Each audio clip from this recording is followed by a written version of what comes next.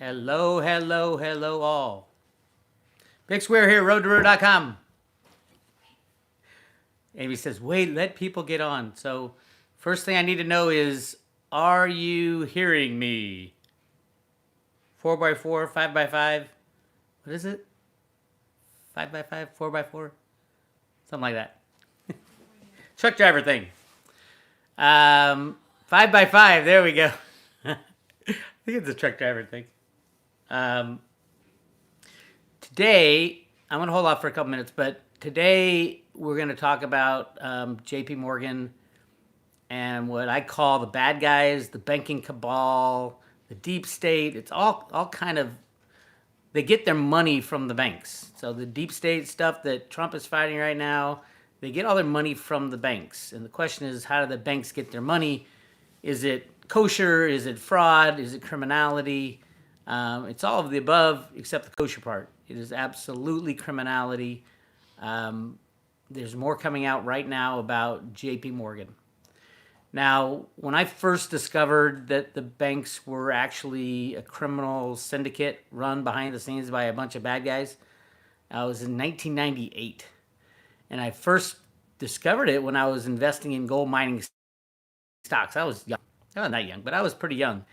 And in the chat rooms, they're all talking about the banking cabal and the banking gang and all that. And I'm like, what is this they're talking about? I didn't understand it. I didn't know anything about it. And so it's been a 20-year learning process to find out just how criminal they are. And I am just shocked at the amount of crimes they commit and the way they get out of it and the way it's just allowed by our government and our regulators. As I've said many times, when people say, oh, no, there'll be a reset and, the Nesra Act and we're going to just go to cryptos and we're going to do this and that. And I'm always the first one to say there can't be any deciders in this transition.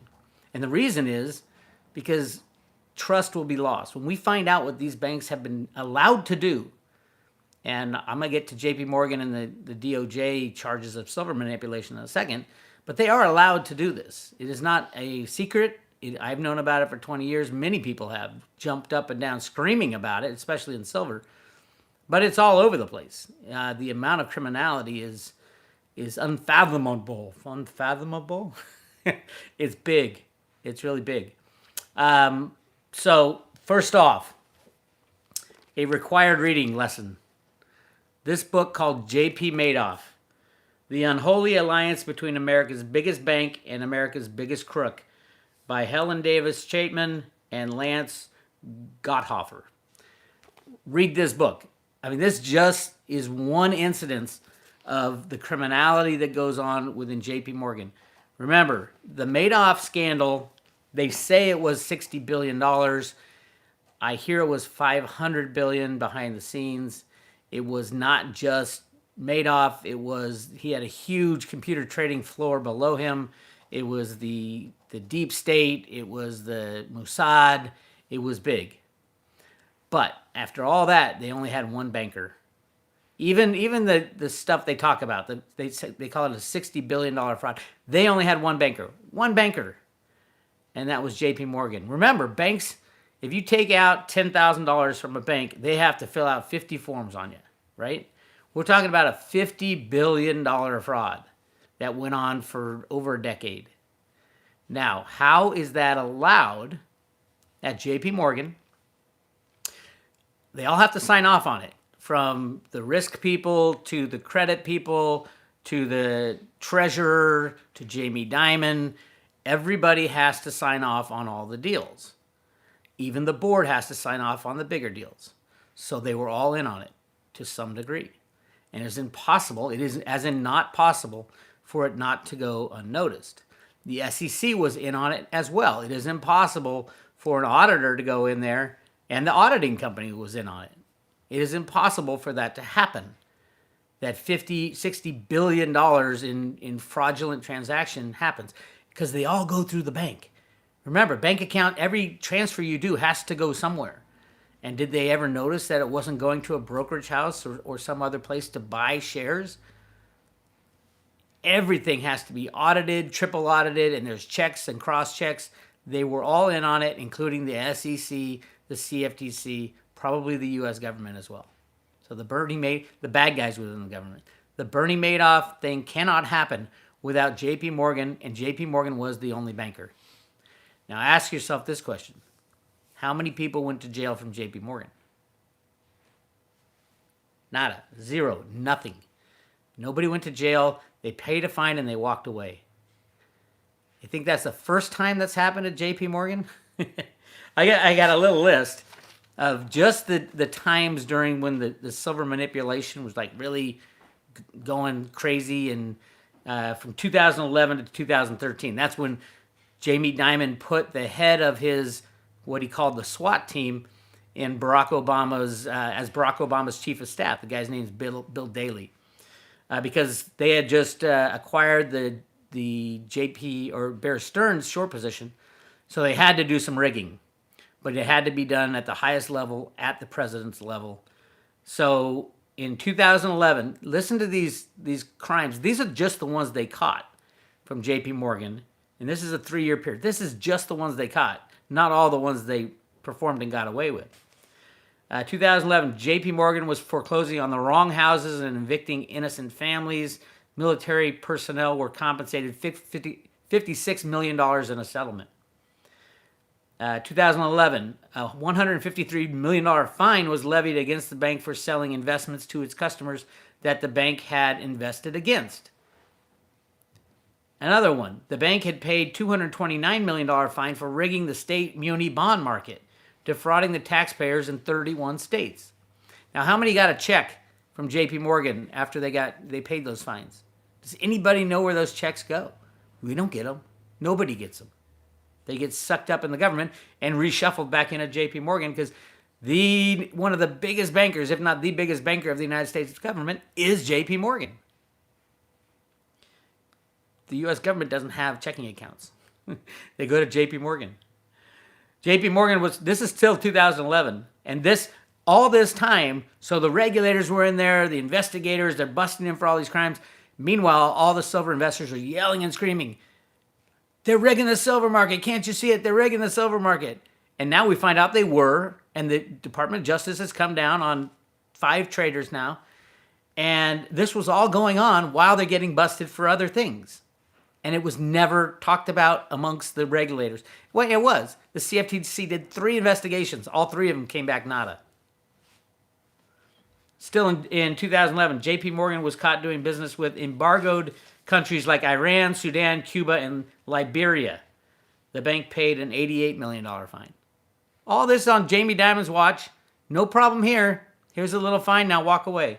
2012, JP Morgan hit with a $5 billion penalty for years' worth of what they called shoddy loan servicing, illegal robo-signing, and faulty foreclosure proceedings. This was the criminal housing market scandals. They're robo-signing loans. They're creating it out of thin air, and then they're selling them into mortgage-backed securities. That's why the Fed had to buy up all those mortgage-backed securities. They're all toxic debt with fake loans that JP Morgan and friends concocted. $5 billion penalty. They still made a hell of a lot more than $5 billion on it. Same year, the bank paid a $110 million fine for what is commonly known as check sequencing. Rather than processing their customers' debits and credits based on their chronological order, the bank went days back into the past to resequence the transactions in whatever order would make the account holder run out of money the fastest. And they're still in business. Another time, in 2012, the bank agreed to a $296 million settlement with the SEC for what many consider the cause of the housing collapse and the resulting economic collapse, misleading investors about the near worthless value of mortgage-backed securities JP Morgan was creating and selling. Do you know who ended up with those? You did. The taxpayer. It's on the books of the Fed right now. Mortgage-backed securities. Unbelievable. 2013, 10 banks, including JP Morgan, were forced to pay a combined $8.5 billion to defrauded and wrongfully foreclosed homeowners. Does anybody know where that money went? No, they don't, because JP Morgan never pays it. They say, yeah, we'll take that fine, and then we'll structure this program that they end up making more money on. JP Morgan, and then finally another one. There's hundreds more. This is 2013. JP Morgan was forced to pay $546 million to customers of MF Global after the chaotic days of its criminal collapse. MF Global CEO and former New Jersey Governor John Corzine, remember him, had reportedly raided the accounts of his customers in the hours prior to its implosion. That is a bank. That's a criminal organization. That is the Mafia. That's what they're calling Trump right now. That is ridiculous that these people are still in business, and Jamie Dimon he's known as the head of the banks. This guy who's probably the most criminal of them all. I would say he is the most criminal of them all. He wanted to even run for president. That's how sick this is. Anyway, let me read to you. You know, I know there's been a lot of talk about, well, no, they busted the silver traders. They didn't bust the silver henchmen. Jamie Dimon, Blythe Masters, and JPMorgan. They took 5 traders and they charged them with spoofing, which is a ridiculous crime. It's like going to a school, shooting up the school, walking across the street outside of a crosswalk, and you get arrested and they charge you for jaywalking. That's what spoofing is. Yes, these guys are going to end up in jail for a long time. But what about the real crime? The real manipulation that goes on? How about JP Morgan shorting silver for 10 years to keep the price down so they can take physical silver into their own possession? Basically, illegally manipulating the price of silver lower so that they can buy it, and then in the future, when they get themselves out of that short position, it skyrockets and they make trillions of dollars, not just billions of dollars.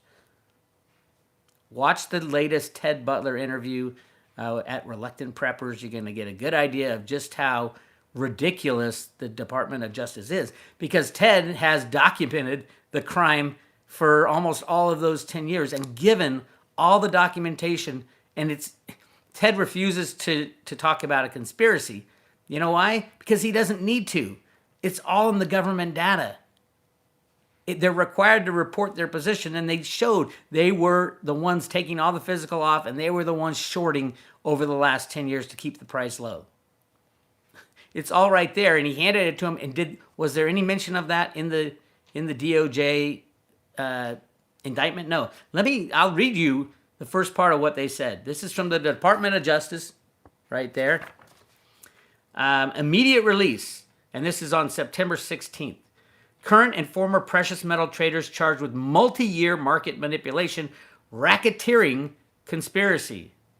2 precious metal traders and 1 former trader in New York offices of a U.S. bank. They don't even name JP Morgan. Of a U.S. bank were charged in an indictment unsealed today for their alleged participation in a racketeering conspiracy and other federal crimes in connection with the manipulation of the markets for precious metals futures contracts, which spanned over 8 years and involved thousands of unlawful trading sequences. Charged in the indictments are Greg Smith, 55. Smith was an executive director and trader on the Bank A, JP Morgan's precious metal desk in New York, reporting to Blythe Masters, by the way. Michael Nowak of Montclair, New Jersey. Nowak was a managing director and ran JP Morgan's global precious metals desk. I added JP Morgan because it just calls it Bank A. And third, Christopher Jordan joined Bank A in March 2006 and was an executive director and trader on Bank A's precious metal desk in New York. And this is a quote from the Assistant Attorney General Brian Bezowinski. Quote, "The defendants and others allegedly engaged in a massive multi-year scheme to manipulate the market for precious metals futures contracts and defraud market participants," said Assistant Attorney General Brian Bezowinski. Quote, "These charges should leave no doubt that the department is committed to prosecuting those who undermine the investing public's trust in the integrity of our commodity markets." Are you fucking kidding me? That is the most ridiculous thing I have ever heard. You give them a jaywalking ticket and say, "These charges should leave no doubt that the department is committed to prosecuting those who undermine the investing public's trust and integrity in our commodities markets." Are you kidding me? You know what they call the commodity markets? It's called the COMEX. Everybody, since I started looking at it back in the early 2000s, calls it the CRIMEX. It is the crime S because it is a criminal enterprise. It is not JPMorgan. It is JPMorgan plus the SEC, plus the COMEX, plus the politicians who love this stuff because it keeps them in office. It is ridiculous. So that's JPMorgan. I got a couple other things to talk about here at JPMorgan. JPMorgan was one of the main bankers at Enron. Do you remember Enron? Did anybody go to jail? Nope. Remember the London whale where JPMorgan supposedly lost $6 billion? And Jamie Dimon went on a conference call before their earnings, before he signed the quarterly earnings, and called it a tempest in a teapot. There's nothing to this. It's a tempest in a teapot. And it turned out they lost $6 billion, and he lied when he signed off on the first quarter earnings report because he was supposed to disclose any material changes. He didn't think $6 billion was a material change. Did he go to jail? What are the penalties for lying when you sign off on those? Jail. Did he go to jail? No. Nada. So where do we go from here? I don't know. Unless Blythe Masters and Jamie Dimon are brought in front of, you see him on a perp walk, I would say there'd be no change. I do think they're going to get him on and have him do a perp walk, but it's clearly not with these charges. Spoofing is a ridiculous, so what? It's a so what charge. Yeah, it's illegal. So what? There's 1,000 other things you could bust Jamie Dimon and JPMorgan for, and they're choosing not to. Not yet. So I'm pissed off. If you watched my video this morning, you saw that the WeWork Fiasco, that odd company that it was the biggest ICO to hit ever. It was going to go off at $47 billion. Turns out it was all fraud. Who was the number one backer of that? Not only was it JPMorgan, but it was Jamie Dimon himself who championed that IPO. And it is imploding as we speak. I'm hearing it's over 500 billion? No, over $1 billion loss. Over $1 billion loss for Jamie Dimon's company, JPMorgan, if it all implodes. Right now, I don't know. Jamie Dimon and JPMorgan should have a very tough earnings call coming up very soon. I don't know how much they would write off of the WeWork. The IPO is on hold right now. The creative and flamboyant CEO has stepped down. It is a deep state. I think that's a deep state operation too. If you look at it, it was complete fraud. And that's what you get to when I was talking about this morning. When you're in banking and you've got senior management loving on your deal, you bring the deal to them to approve. And if they get involved and are like, oh yeah, I'm so tough and good at doing deals like Jamie Dimon thinks he is, all the due diligence goes right out the window. There's no credit checks. There's no checking on the viability of the company. He was literally taking out loans to rent properties of WeWork and flipping them to make money, extra cash in his own. It's crazy what was being done. I would check Jamie Dimon for kickbacks, but they don't check Jamie Dimon. He gets away with everything, along with JPMorgan, along with the entire banking cabal, because they all work together. All right, is there any comments in the comment section? There's a lot. There's I don't even know how many comments there are. First question. Oh, my lovely assistant Amy is back there, and she's going to have to yell because the mic is pointed over here, and she's relaxing over there on the couch. Go ahead, Amy. Jeff Merriman wants to know your thoughts on Block 1 slap on the wrist? ? Block 1 slap on the wrist. I don't know what happened to Block 1. Was there a slap on the wrist for Block 1? Or are you talking about the tether thing? If you're probably talking about the tether, the judge said they don't have to produce documents. It doesn't mean anything yet. The question is, why did they fight so hard to hide the documents? And I don't think it was Block 1, though. I think I might be wrong. But 1% fine for Block 1? 1%. Well, I don't know about it. I'll read it, though. 1% of what is the question? I mean, that was the biggest fraud ICO ever. And what did they... okay. EOS fined 24 4 million. Oh yeah. Well, you got to remember EOS. Well, EOS wasn't fine. EOS is a software. Block One is the manager of that software. So I don't know. I haven't seen it yet, but apparently I have some homework to do after this. I will comment on it later today or tomorrow. But they are part of the deep state. So it wouldn't surprise me if Block One, Tether, EOS, Bitfinex, and all that get off until the deep state is taken down. So I will check that out though. Thank you for giving me that heads up. You can see how deep I've been in banking lately. I don't even know what's going on in cryptos. All right, next question. Can you guys hear Amy when she yells out the question? Everybody said no, I can't hear. Bullshit. Why is Jamie Dimon buying 200 bars? 200 bars? 200 bars. I don't know what that is. Okay. 200 bars of silver, 200 bars of gold, It's okay. 200 bars of alcohol. Okay, what do you think silver will go to in the next recession? I don't. Silver's rigged and manipulated. It'll go wherever they click a mouse and want it to go. If the silver rigging ends, silver will probably instantly go to $700-800. Go 4-to-1 with gold, and then maybe even 1-to-1 with gold at some point if the manipulation ends. I don't think there will be a recession. I think there will be a destruction of the banking system because the derivative market can't handle a recession right now. We're seeing that in the bank bailouts daily right now. Next question. What about Deutsche Bank failing? Deutsche Bank fails and the whole system fails. I think it's all going to happen at the same time with the derivative failure. There might be, I hear there's a lot going on in the repo markets because the collateral, the U.S. Treasury bonds, are pledged to 2 or 3 different banks, and they're all using them as the same collateral for their repos. So it's getting really messy behind the scenes, and I think everything's just going to shut down at some point.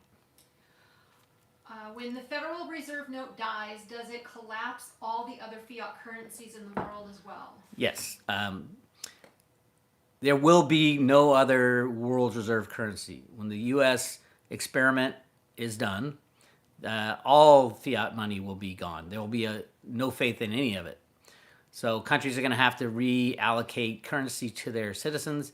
It might be gold, it might be silver, it might be bills backed by that, it might be electronic, it might be crypto, it might just be the same old thing regurgitated. That'll be up to the country, but whoever has the soundest currency are going to do the best. So I think the U.S. is searching for a sound currency, potentially gold, more likely cryptos, in my opinion. Next question, Amy. Let's see. Will hard Brexit cause Deutsche Bank failure? Yes, Brexit won't be allowed to happen because it would, not just Deutsche Bank, it would be a global failure. The big things like Jamie Dimon going to jail, the RICO charges against JPMorgan would put them on the hook for 3 billion ounces of physical silver. They have 1 billion ounce, but RICO charges is 3 times, so they would be required to pay back 3 billion ounces of physical silver. Things like that, the big things, the system obviously is extremely shaky right now. Just watch my Morning Horn of Z's. I talk about all the bailouts every single day. And yeah, so Deutsche Bank goes down, everything goes down. Brexit happens, everything goes down. Everything's going down. I just can't tell you what day. Next. If the banks go down, do we have to pay mortgage on house? Should No. we start defaulting and make the banks lose it even more so that No, the banks won't be able to collect. After the banks go down, there'll be such anger towards bank. It won't be really a debt jubilee because you're going to lose the asset as well. Remember, for every dollar that is debt is someone else's asset. Most of it's in pension funds at banks and at mutual funds and things like that in China and all over the world. But so all the assets will go the same time the debt goes. The banks won't be around to collect on any kind of mortgage or anything like that. They'll be gone. the Federal Reserve and the Treasury got together after Dodd-Frank and said, okay, here's how we wind down a large bank. The problem is they're all interconnected. So one large bank goes and every large bank goes and then all the little banks go.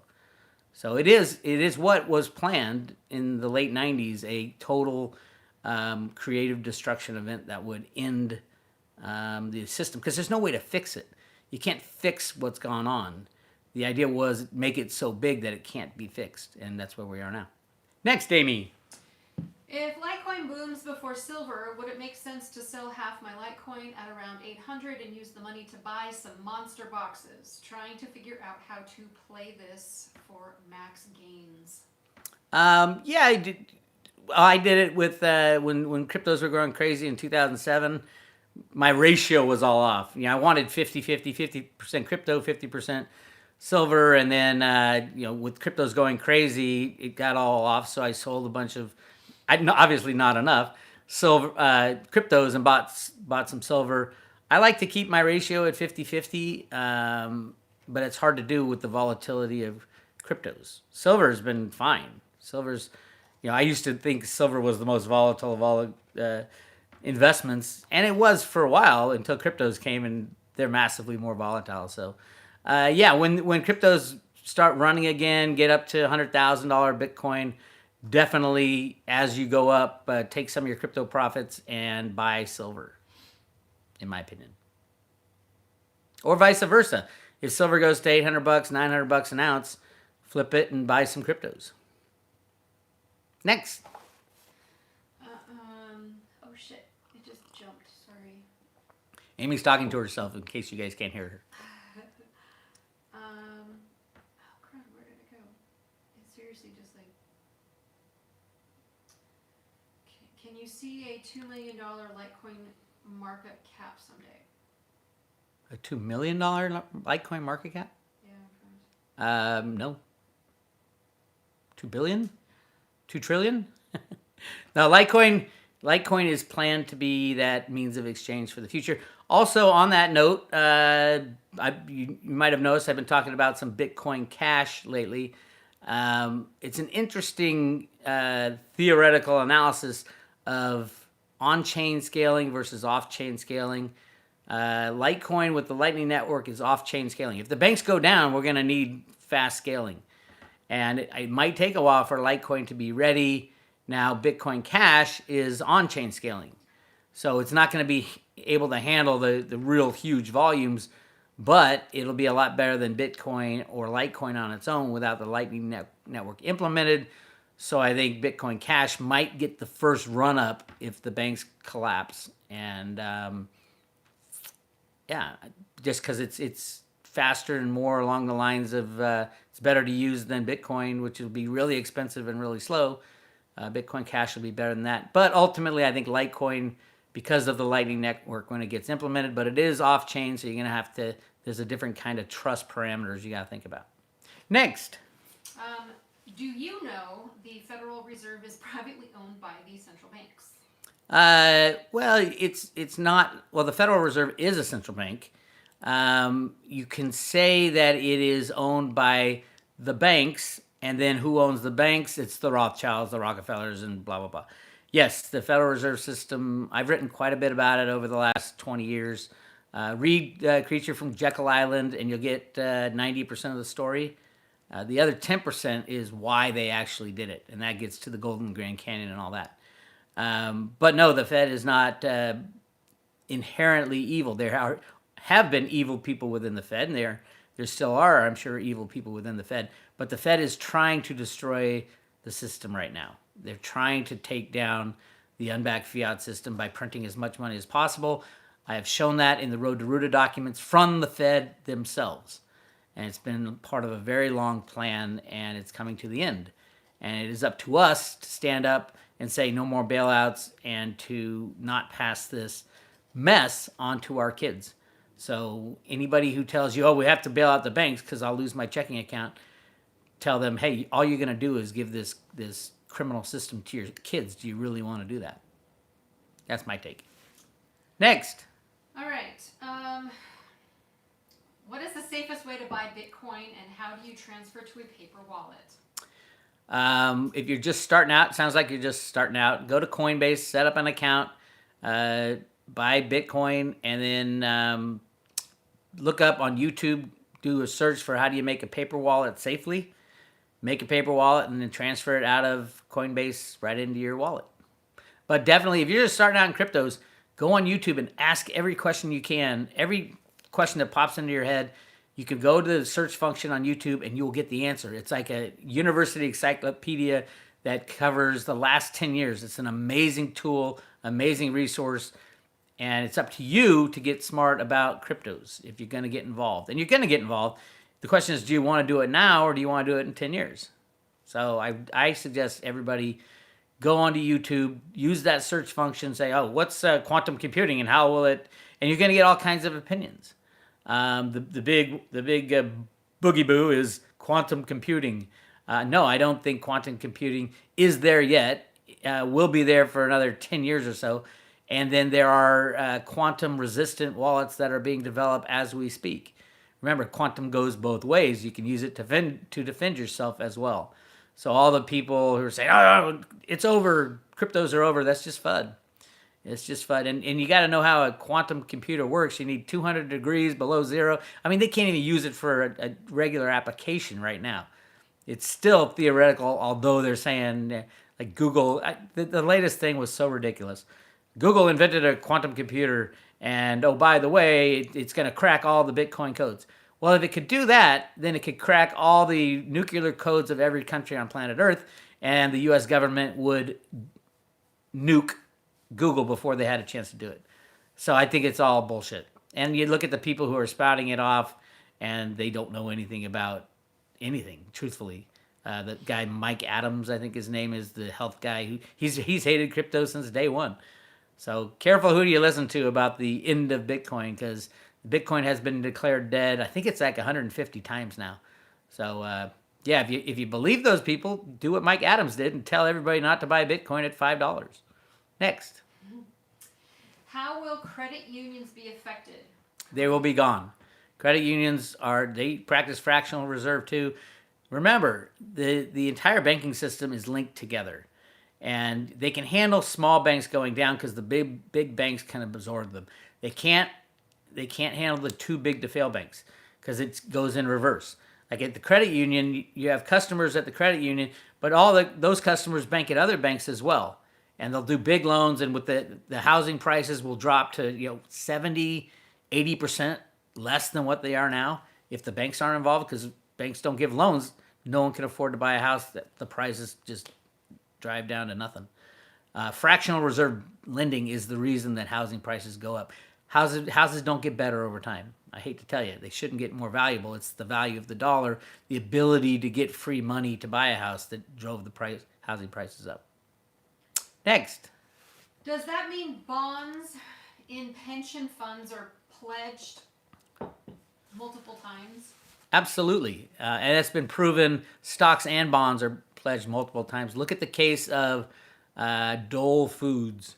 And what happened was Dole Foods was taken private, a big lawsuit, and then the shareholders won the lawsuit, so they all went to cash in their shares, and I think it was they were supposed to be 36.5 million shares, and 49 million shares got turned in. And most people don't even think about it and don't get involved, so it was even more than that, and they're all legitimate shares.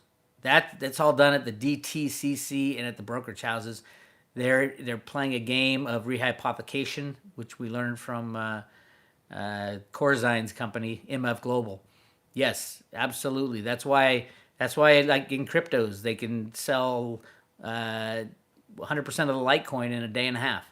It's not really there. The brokerage houses are just ridiculous jokes. That's why over 300 billion ounces of silver are traded every year. 300 billion ounces of silver when they only pull out of the ground 800 million. So it's a fraud, and get far away from the exchanges. Yes, next.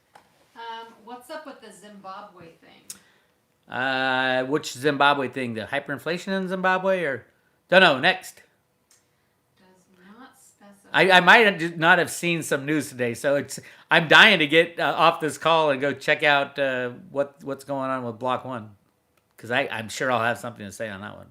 Where do you see the U.S. government after crash? Limited reach, reset constitutionally? Yeah, I would say all we have really is the Constitution. Constitution has to be amended a little bit, but there's not going to be many deciders. Certainly, there won't be 35 million people working with or for the U.S. government. That will have to scale down to maybe, I would say 95% of that is unneeded. Mainly because the reason it grew up like that is they had free money. You got free money. We're the largest debtor nation in the world. Can you believe that? Everybody says, oh, we're the most powerful. We are the largest debtor nation in the world by far, and that's just what we report. They say there's 22 trillion in debt. Well, we've got Social Security and Medicare. That's all debt. It's all has to be paid. We just don't count it. And then there's Catherine Austin Fitts running around finding another 30 trillion that, we forgot to tell you about. Now you keep thinking. You see Amy's shadow keep going back and forth. I don't know what she's doing. You keep thinking about that. It's like, what really requires any government at all to tell the people how many dollars they print? Nothing. And they do.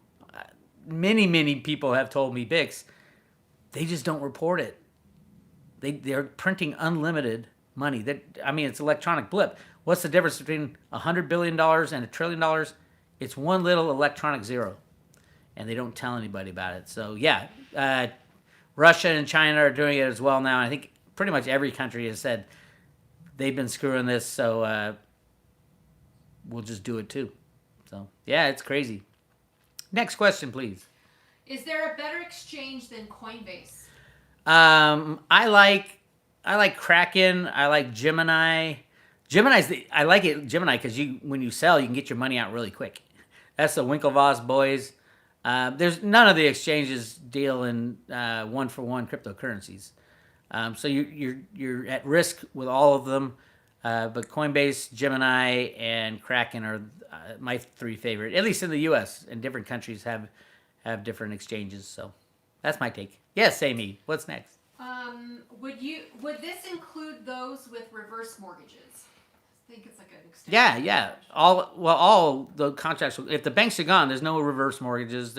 All that stuff gets washed away, and you basically own your house.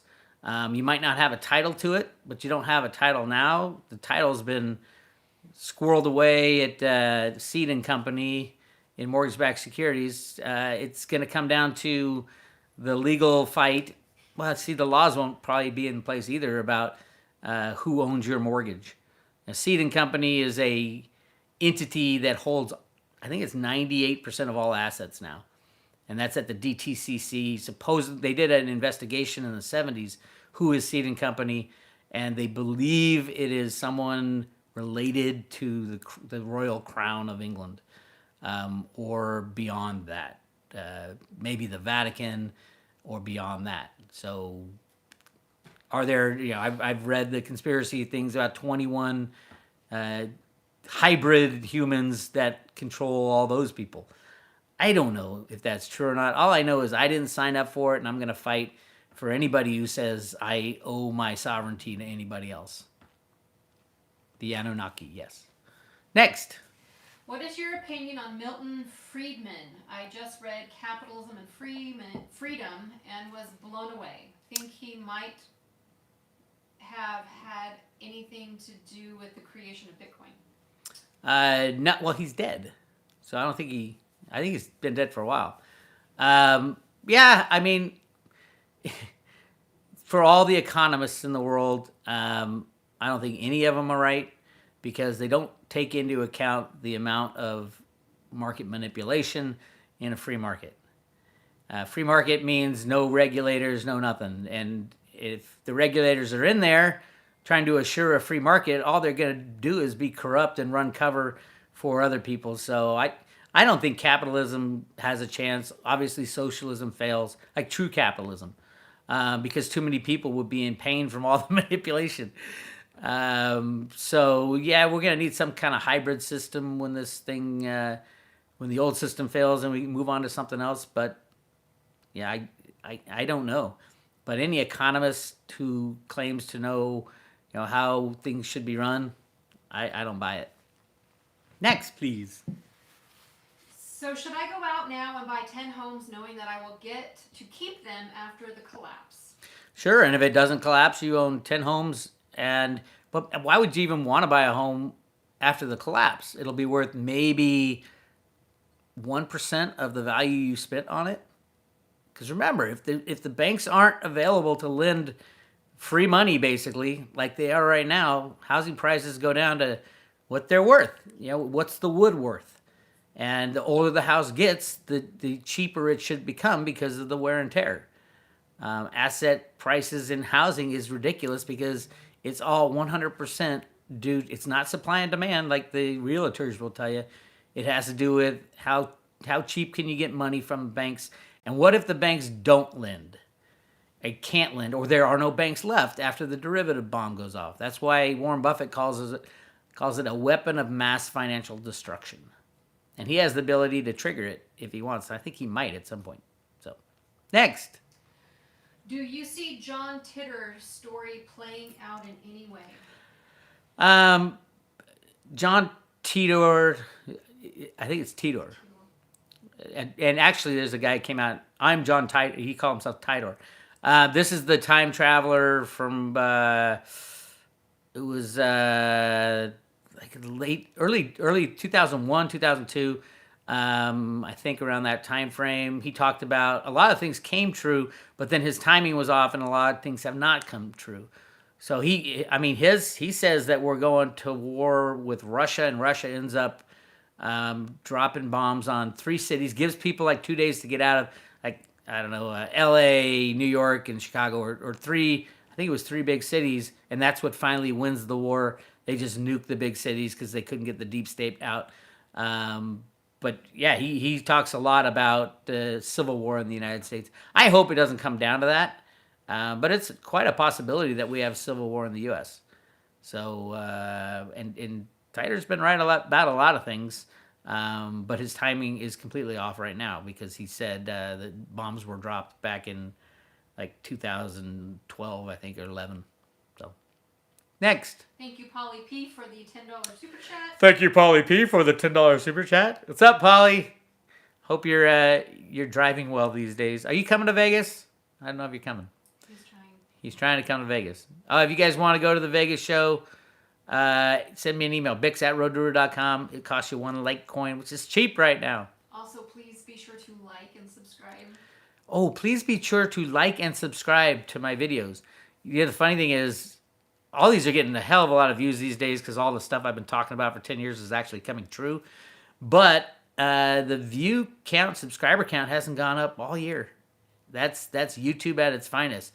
I'm just happy mine hasn't gone down. Like Sean at SGT Report just got destroyed. Snippy hasn't moved. Anybody in YouTube who talks about the stuff we talk about, they have put the clamp on, and they don't want this information getting out there. So please like and subscribe. And they take away subscriptions from people too. So if you're not sure if you're subscribed, just click again. All right. Next. Would you agree that Digibyte is ready to go now as a means of exchange? Digibyte already is a means of exchange. It just can't scale fast enough. I like Digibyte, but ultimately it won't be able to scale fast enough and big enough. But it'll be one of those choices. I think we're going to use a hell of a lot of things as currency. The things we won't be using is like Federal Reserve notes. We'll be using everything except what we're using right now, is what I believe. The Federal Reserve notes go away when the banks crash too, by the way, unless they're reallocated by the Treasury and the Fed. And I think that the plan is to absorb the Fed into the Treasury after the collapse. Next. Thank you, Typo, for the super chat. Thank you, Typo, for the super chat. What is Quantum Inactive Act about? Initiative Act, sorry. I don't know. I haven't looked at it. What is Quantum Initiative Act? But I'm not worried about it. Crypto related. It's a long way away. And if they did get close, the NSA and the CIA would be all over that, which is kind of scary also. So And just from listening to Cliff when he talks about how quantum computers work, extremely expensive. It's got to be 200 degrees below zero and all this stuff. Crazy how that world works. But ultimately, we'll get there technologically, maybe 10, 20 years. I don't know how long. But we'll also invent new ways uh, around it. And if you have a quantum computer, does that mean we have replicators?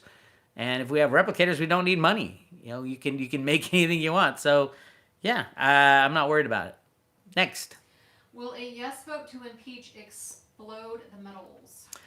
No, no, no. Metals are controlled every trade, every day. You can have a nuclear bomb go off in Washington, and silver would rise 1 penny.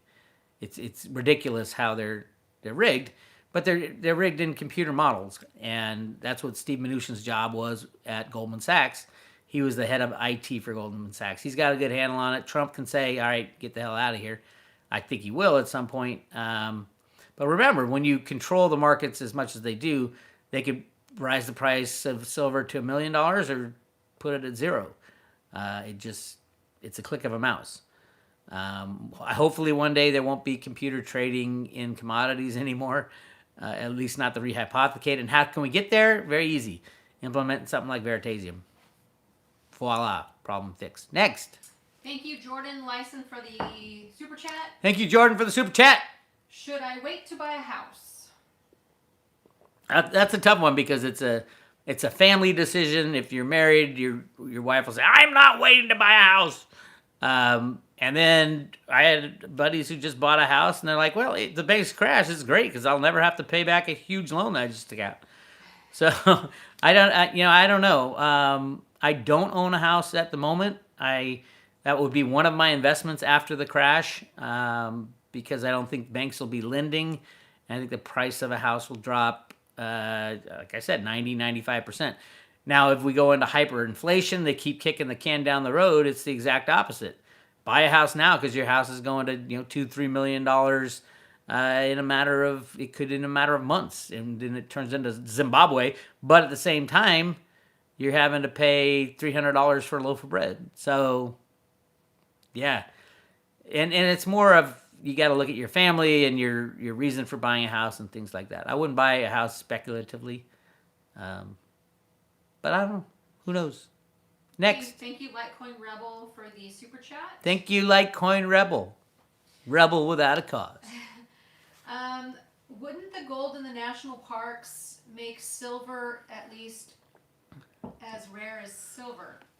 So silver more valuable than gold?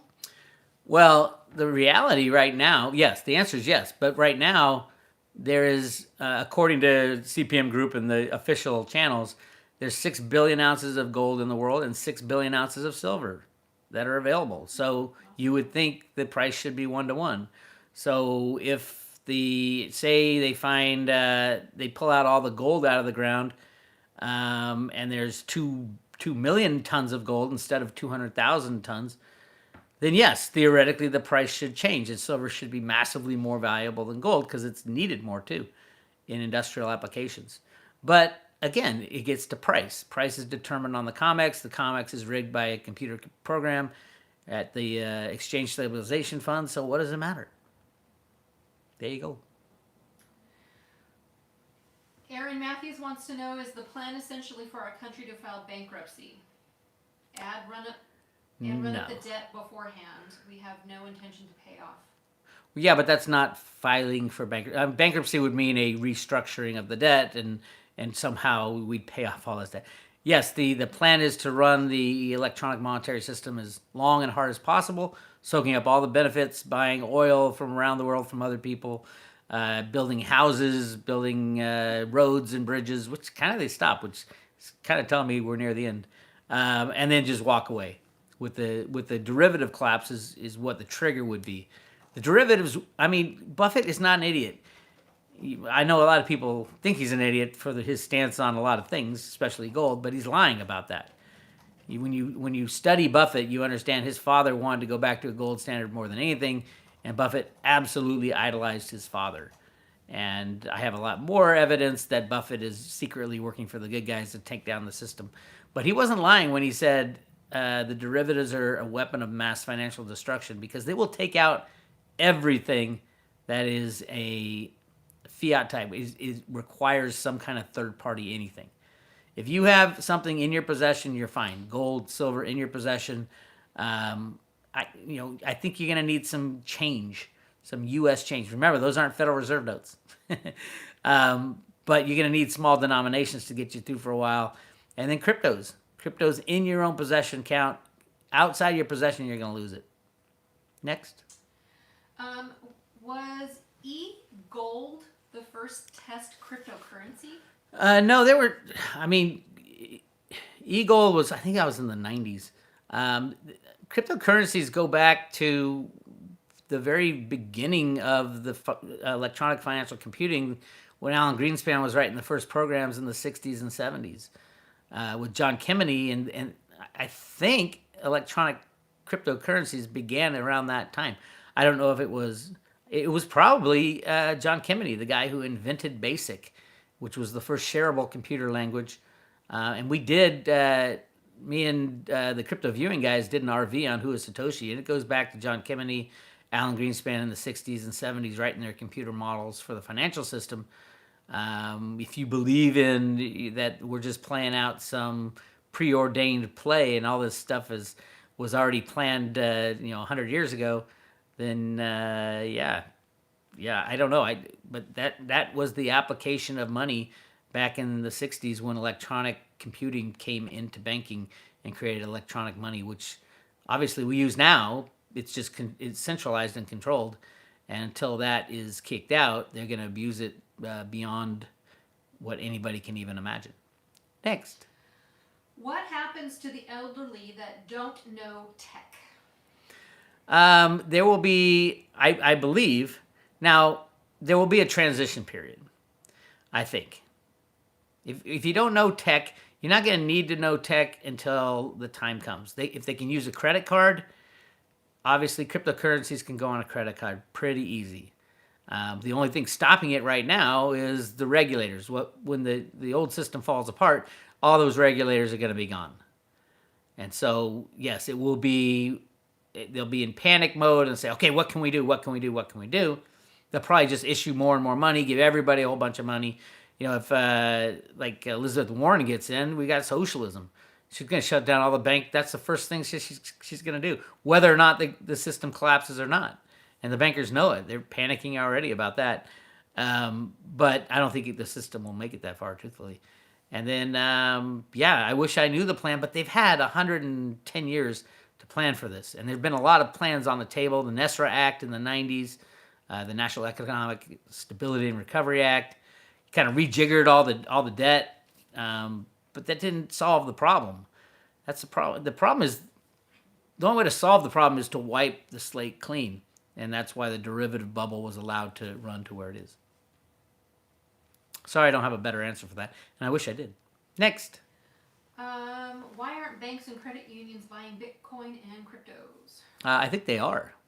Slyly behind the scenes. Kind of like how JPMorgan bought physical silver without making the price go up. What'd they do? They shorted the silver market on the COMEX, the paper market. Well, it's electronic.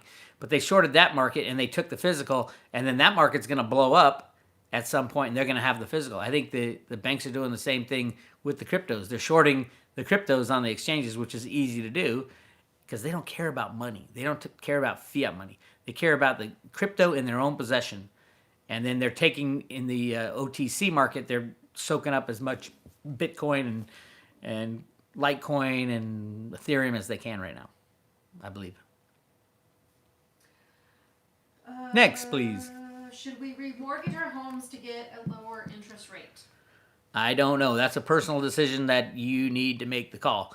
I do not think that interest rates will go higher. They're going to keep them low until the system collapses.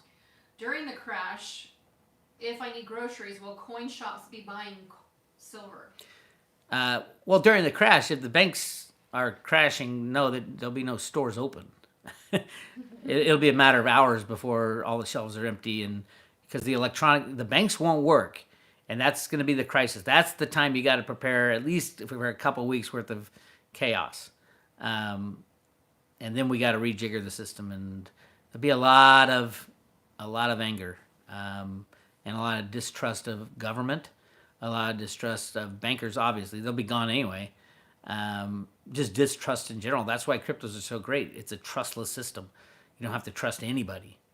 So there you have it. Next, please. Why do you not believe the dinar is going to reinstate? I don't know if I'm saying that right. Yeah. The Iraqi dinar was a fraud. Kuwait did. I hate to tell you, but it was a big fraud, and it took a lot of people, a lot of smart people bought into that. The idea was to back, the whole world will go to the Iraqi dinar, which is a fiat currency, but they were going to back it with oil in the ground. It takes so many, you have to trust people. That's why it didn't work, and it has failed. Even the people hanging on, a lot of people say, oh my God, even the diehards are saying, oh shit, it did fail. So no, the Iraqi dinar did not work, and it was a fraud. Ultimately, it was a wish and a dream. But what it would have taken is deciders, and that was the big problem with it. There can't be any deciders. Sorry, no one would believe it. Can you imagine walking down the store in New York City? Oh, I have an Iraqi dinar, and someone says, "Oh yes, I'll accept an Iraqi dinar." Ain't gonna happen. Next. How long it take U.S. regular people to recover after the crash? Wish I knew. Regular people. Well, there has to be a reallocation of money, and the best thing about the crash is that all debt will be gone. The worst thing is normal people who saved their whole lives are probably gonna be the worst off because they saved in the wrong place. They kept their money in a bank that was insolvent. And that's the beauty of a free market. Even good people get screwed sometimes if they make a bad choice. So get your silver and your gold and your cryptos in your own possession, everything in your own possession. You can't trust that other people are going to make it. You can't trust the legal system. You can't trust your government. Next, please. Isn't the Constitution suspended and we are under martial law? Supposedly, the Constitution was suspended in, was it 1875 or something like that, when we became the USA Corporation and all that stuff. Yeah, maybe. But again, the laws will be thrown out the window, and we're going to start fresh. A lot of the laws are ridiculous. They're written by people that have the worst intentions for you. So yes, it'll be ugly, and that's why they keep kicking the can down the road. It's just too ugly to deal with. But I don't want to give this to my kids. I hope you guys don't either. Can Iran trigger the event? Anything can trigger the event. What I think will trigger it is a freezing up of the exchanges due to computer trading models fighting each other. And that was in Dick Allgire's remote viewing. I don't know when it is. I think it would be sooner rather than later, judging from the crisis at the central bank right now. As you know, if you watch my Horn of Z's, the end of the quarter is done, and they still needed a $55 million bailout tonight, along with the $139 million of 14-day repos. So the crisis didn't end, even though the Fed said, oh, September 15th, that's why the repo market went crazy. And then they said, oh, it's the end of the quarter, that's why the repo market went crazy. And now they haven't even said anything this time. So keep an eye on the repos. Next, please. Should taxes be withheld with a purchase made with cryptocurrency? Taxes and crypto, well, in the future, you can't tax currency. And I think the government has already been saying, Bitcoin and Litecoin and Bitcoin Cash are real cryptocurrencies, and there shouldn't be any tax on it. There's laws already to be signed about that, because you can't. It's like taxing the U.S. dollar. You can't tax the U.S. dollar. You can tax, and that's the other thing. The government won't be the same. With the crash, government was completely different. The taxation system, you don't need taxes to pay to the Queen of England or wherever our taxes go. You don't need that stuff. Most of that stuff will be gone. So it'll be a different world after the crash of the derivative market. Vatican tax. Yeah, that's the most ridiculous thing. But it's happening. They're giving it to the Vatican, the Queen of England, all blah, blah, blah. It's ridiculous. Because we didn't, the big thing, my problem is I didn't sign up for that. And I don't care if my ancestors did, I didn't. So I don't give up my sovereignty easily. And I never did. Next, please. Are you a Chainlink fan? No, not really. I looked into it for a while, and it involved, I think it involved the IMF and a couple people, like, entities that won't be around much longer. And I was like, no, that's not the future. Next.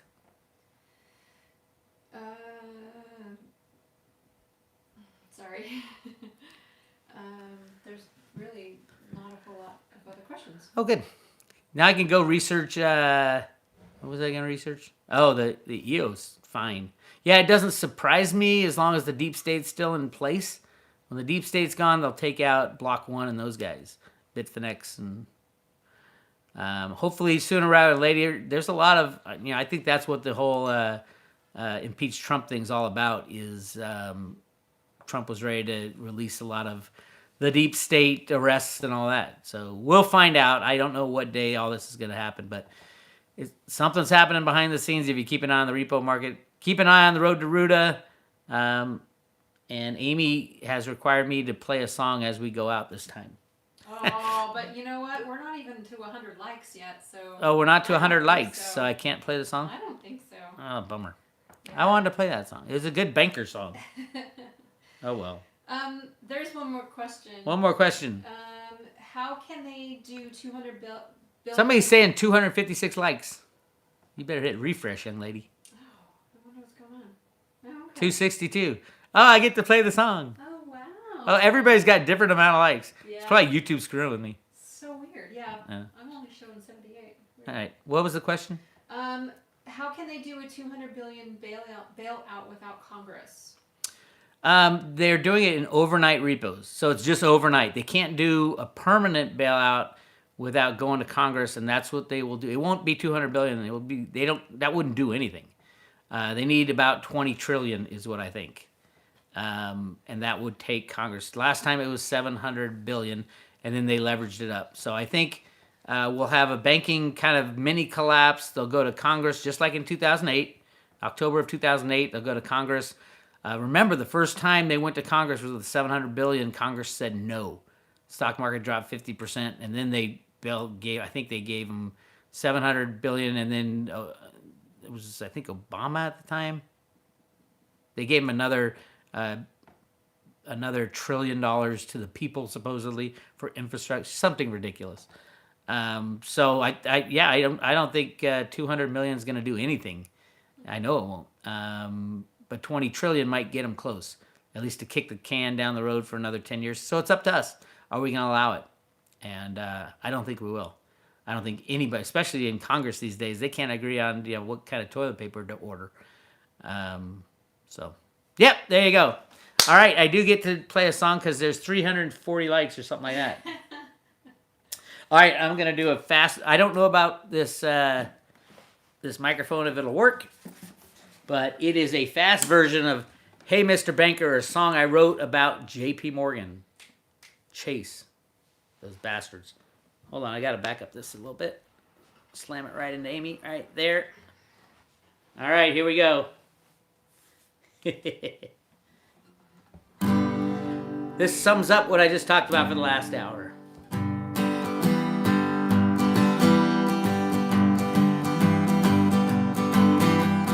Hey, Mr. Banker, I see what you're doing.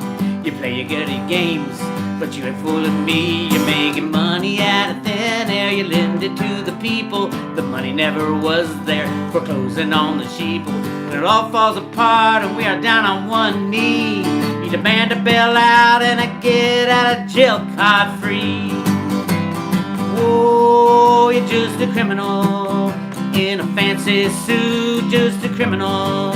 Not stealing everyone's loot, just a criminal. And you'll get yours one day when the people find out. They're gonna lock you away.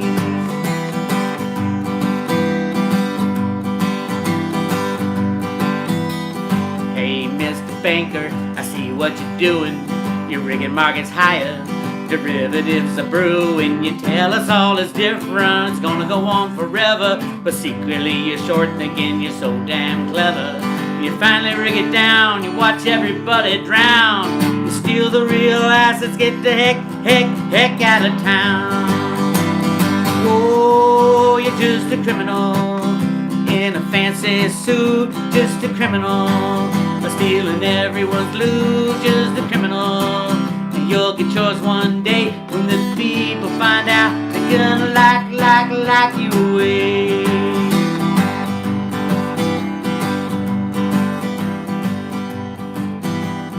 Hey, Mr. Banker, I think you're in trouble.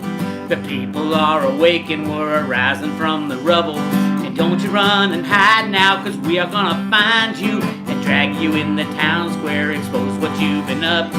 The justice will be swift, we're gonna lock you in a hole. I hate to be you, God have mercy, mercy, mercy on your soul. Oh, you're just a criminal in a fancy suit, just a criminal, stealing everyone's loot, just a criminal. And you'll get yours one day when the people find out we're gonna lock you away. Oh, you're just a criminal in a fancy suit, just a criminal, stealing everyone's loot, you're just a criminal. And you'll get yours one day when the people find out we're gonna lock you away. Farewell, Jamie Dimon. Good riddance to you. Thank you guys for watching the show today. We'll be back tomorrow with the Hornets. Good luck to all of us. Take care.